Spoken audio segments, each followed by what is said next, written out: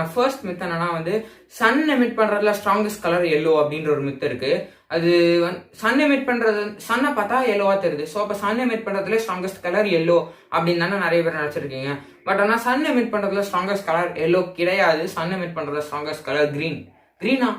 சன்ல white பார்ப்போம், red பார்ப்போம், orange பார்ப்போம், இவ்வளோயும் எல்லோ கூட பார்ப்போம். எல்லோ தான் மோஸ்டா தெரியும். அப்போ எப்படி சன் எமிட் பண்றதுல கிரீன் ஸ்ட்ராங்கஸ்ட் ஆகும்? இதான உங்களோட கேள்வி. இதுக்கு வந்து ஒரு சன் வந்து ஒரு பிளாக் பாடி ஸ்பெக்ட்ரம் அப்படின்ற ஒரு பிளாக் பாடி ரேடியேஷன் அந்த தியரிஸ் படி வந்து ஒர்க் ஆகுது. பிளாங்க்ஸ் தியரி அப்படின்னு கூட சொல்லுவாங்க. இந்த பிளாங்க்ஸ் தியரி வச்சு பார்த்தா energy is equal to blanks constant into frequency. அதாவது பிளாங்க்ஸ் கான்ஸ்டன்ட் இப்போ எப்படி கிராவிட்டிக்கு கிராவிடேஷனல் கான்ஸ்டன்ட் இருக்கும், இந்த மாதிரி இந்த பிளாங்க்ஸ் ஃபங்க்ஷனுக்கு பிளாங்க்ஸ் கான்ஸ்டன்ட்னு ஒரு கான்ஸ்டன்ட் இருக்கு. அந்த மாதிரி சில காம்ப்ளெக்ஸ் கால்குலேஷன்ஸ் வச்சு பார்த்தா சன்னோட அவுட்டர் லேயர் வந்து நியர்லி வந்து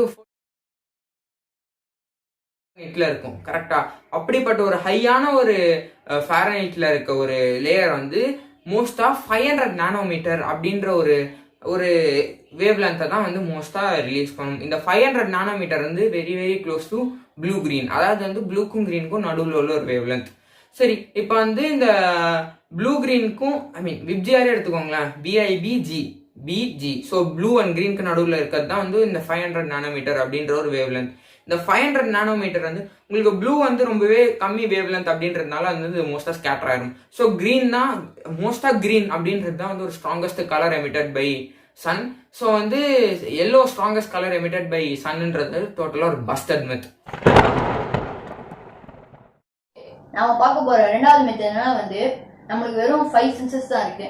நம்ம வந்து சின்ன வயசுலேருந்து, அதாவது நம்ம ஒரு எல்கேஜி அந்த மாதிரி படிக்கிறதுலேருந்து நமக்கு 5 சென்சஸ் தெரிஞ்சுக்கோம். அதாவது ஒன்று வந்து விஷன், ஸ்மெல், டேஸ்ட், அப்புறம் ஹியரிங், அப்புறம் டச். ஸோ நம்மளுக்கு வந்து இவ்வளோ சென்சஸ் தான் இருக்குன்னு நினைச்சுக்காதீங்க. ஏன்னா நம்மளுக்கு இதை விட நிறைய சென்சஸ் இருக்கு. நம்மளுக்கு வந்து நிறைய தெரிஞ்சது என்னன்னா, ஆறாவது வந்து திங்கிங் சென்ஸ். அதாவது ஒரு இடத்த வந்து எப்படி எதை பண்ணணும்னு யோசிச்சு பண்ணுற சென்ஸ். அடுத்த சென்ஸ் பார்த்தீங்கன்னா வந்து ஹீட். நம்மளுக்கு எந்த டைரக்ஷன் எவ்வளோ டெம்பரேச்சர் இருக்குன்னு. இப்போ பர்ஹாப்ஸ் வந்து நம்ம ஒரு கோல்டான ரீஜனில் இருக்கோம்னா நம்ம பாடியே வந்து சுற்றி இருக்கிற சரௌண்டிங்ஸ் வந்து அந்த ஹீட்டை அப்சர்வ் பண்ணிட்டு, அதாவது அந்த ஹீட்டை கரெக்டாக கண்டுபிடிச்சி அதுக்கான தேவையான, இப்போ நம்ம கோல்டாக இருந்தால் நம்ம உடம்புலாம் உதவுது. ஏன்னா வந்து அந்த ஹீட்டுக்கான ஒரு ரெஸ்பான்ஸாக தான். அப்புறம் வந்து இப்போ பார்த்தீங்கன்னா கிராவிட்டி சென்ஸ்.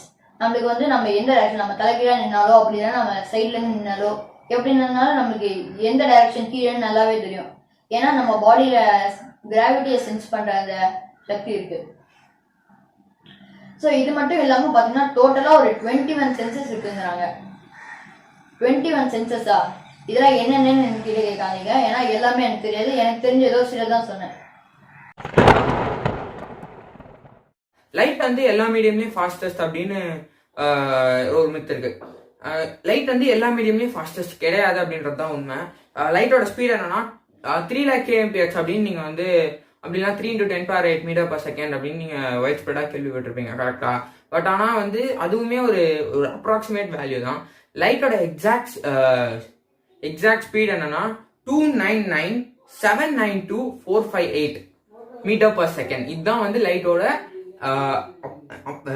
Exact speed. ஓகேவா? இந்த ஸ்பீடோட வந்து இது வந்து வேக்யூம்ல. கரெக்டா? நீங்க வந்து நிறைய இடத்துல என்ன படிச்சிருப்பீங்கன்னா வந்து ரிஃப்ராக்டிவ் இண்டெக்ஸ் அப்படின்ற ஒரு டாபிக் பத்தி படிச்சிருந்தீங்க. உங்களுக்கு இன்னும் கிளியரா இது புரியும். இப்போ வாட்டர் எடுத்துக்கோங்களேன். வாட்டர்ல வந்து லைட் வந்து ஸ்பீட் கம்மியா போகும். ஏன்னா வந்து வேக்யூமோட வாட்டர் வந்து டென்சர். கரெக்டா? ஸோ இப்போ வந்து வாட்டர் டென்சர்ன்றதுனால அங்கே லைட் ஸ்லோவா போகும். பட் ஆனா இதே வாட்டர்ல வந்து மற்ற மீடியம்ஸ் லைக் நியூட்ரினோஸ்னா என்னன்னா வந்து நாங்கள் ஸ்டாண்டர்ட் மாடியூல் அப்படின்ற ஒரு பிளேலிஸ்ட் ஆரம்பிப்போம். அங்கே உங்களுக்கு கிளியரா சொல்றோம். நியூட்ரினோஸ், எலக்ட்ரான்ஸ் இதெல்லாம் வந்து ஃபோட்டான்ஸோட டென்சர் மீடியம்ஸ்ல இன்னும் ஃபாஸ்டா டிராவல் பண்ணும். சாலிட்லாம் லைட் டிராவலே பண்ணாது. பட் ஆனா வந்து அங்க எலக்ட்ரான்ஸ் பாத்தீங்கன்னா வந்து ரொம்பவே ஃபாஸ்டா டிராவல் பண்ணும். ஸோ வந்து லைட் தான் ஃபாஸ்டஸ்ட் அப்படின்றது வந்து டோட்டலா வந்து ஒரு பொய்யான விஷயம். லைட்டோட ஸ்பீடான ஏகப்பட்ட விஷயங்கள் வந்து வேக்யூம்ல லைட் ஃபாஸ்டஸ்ட் அப்படின்றது தான் ஒரு கரெக்டான ஒரு விஷயம். ஏன்னா மற்ற மீடியம்ஸ்ல வந்து லைட்டோட, அதாவது ஃபோட்டான்ஸோட ஃபாஸ்டான ஏகப்பட்ட பார்ட்டிகல்ஸ் இருக்கு.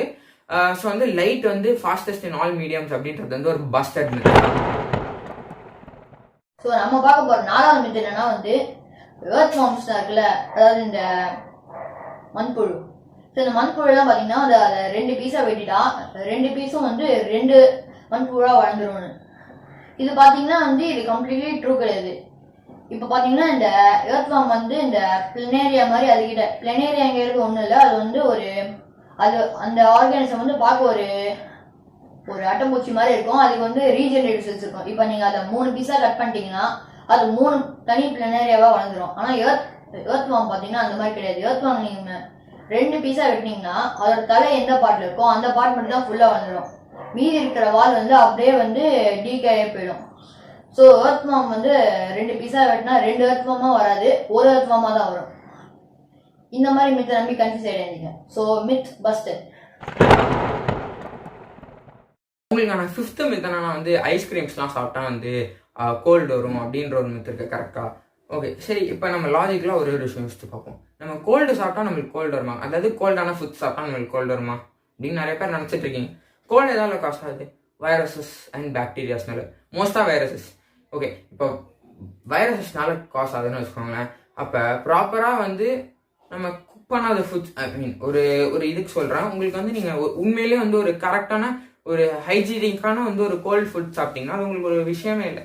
ஏன்னா கோல்டுக்கும் ஒரு கோல்டான ஃபுட்டுக்கும் சளிக்கும் எந்த ஒரு சம்மந்தமும் இல்லை. ஏன்னா சளி வர்றதுக்கு காரணம் வந்து வைரஸ். ஸோ நிறைய பேர் வந்து விண்டர்ல தான் மோஸ்டாக கோல்டு வரும். ஸோ வந்து ஐஸ் தண்ணி குடிக்காத, ஐஸ்கிரீம் சாப்பிடாத அப்படிம்பாங்க. அப்படிலாம் வெயில் காலத்தில் வந்து நீங்கள் இன்கேஸ் வந்து ஒரு சில் பாட்டில் ஆஃப் வாட்டரை வந்து ட்ரிங்க் பண்ண பார்த்தீங்கன்னா வந்து அது வந்து உங்களுக்கு கோல்டு காஸ் பண்ணும் அப்படி இப்படின்னு நிறைய பேர் சொல்லுவாங்க. பட் ஆனால் அது வந்து கோல்டு காஸ் பண்ணாது. நம்ம வைரஸ் மட்டும்தான் நம்மளுக்கு கோல்டு காஸ் பண்ணுமே தவிர கோல்டு ஃபுட் சாப்பிட்றதுனால கோல்டு காஸ் ஆகுன்றது வந்து ஒரு டோட்டலாக வந்து ஒரு பொய்யான விஷயம்.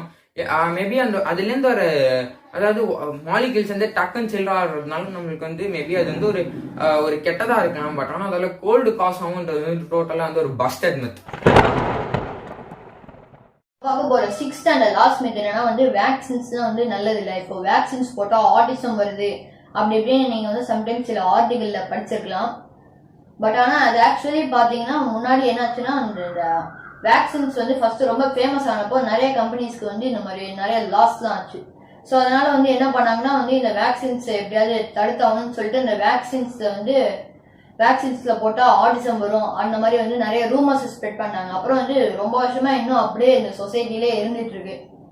ஸோ ஆக்சுவலி பார்த்தீங்கன்னா வேக்சின்ஸ் என்ன இருக்குன்னா இப்போ நம்ம வைரஸ் இல்லைன்னா பாக்டீரியா நம்ம எந்த டிசீஸ்க்கு வந்து ஒரு வேக்சின் ப்ரிப்பேர் பண்ணுறோமோ, இப்போ வந்து நம்ம டியூபர்குலோசிஸ் வேக்சின்னா வந்து அதில் வந்து இந்த டியூபர்குலோசிஸ் பாக்டீரியாவோட அதெல்லாம் அதுக்கு ஒரு சிமிலியர் பாக்டீரியா அது வந்து அவ்வளோ எஃபெக்ட்ஸ் காஸ் பண்ணாது, அதாவது அவ்வளோ நம்ம பாடிக்கு டேமேஜ் காஸ் பண்ணாத ஒரு வீக் ஃபார்ம்ல தான் வந்து அந்த வேக்சினை போட்டுருவாங்க. ஸோ அது நம்ம பாடி உள்ள போகப்போ அந்த வேக்சின் வந்து என்ன ஆகும்னா நம்ம பாடியோட இம்யூன் சிஸ்டம் வந்து அது வந்து ஆன்டிபாடிஸ் ரிலீஸ் பண்ணும், அந்த இதை ரெஸ்ட்ராய் பண்ணும். ஒருவேளை நம்ம வந்து நம்ம உடம்புல போடுற அந்த வேக்சின் வந்து ரொம்ப வீக்கான ஒரு ஆர்கானிசமாக இருந்தால் டக்குன்னு இந்த ஆன்டிபாடிஸ் எல்லாமே நம்ம இம்யூன் சிஸ்டம் ஃபைட் பண்ணிடும். ஸோ அதனால நிறைய ரிசர்ச் பண்ணி ஒரு 1 or 2 years ஆக்சுவலி பார்த்தீங்கன்னா ஒரு 5 yearsக்கு மேலே அவங்க ஒரு வேக்சின் டெவலப் பண்ணேன். ஸோ வந்து ஒரு 5 years ஃபுல்லாக டெஸ்டிங்க்கு அப்புறம் வந்து அது வந்து ஓகேன்னு அப்ரூவ் பண்ணதுக்கு அப்புறம் தான் இந்த வேக்சின்ஸ்லாம் விளையாடுவாங்க.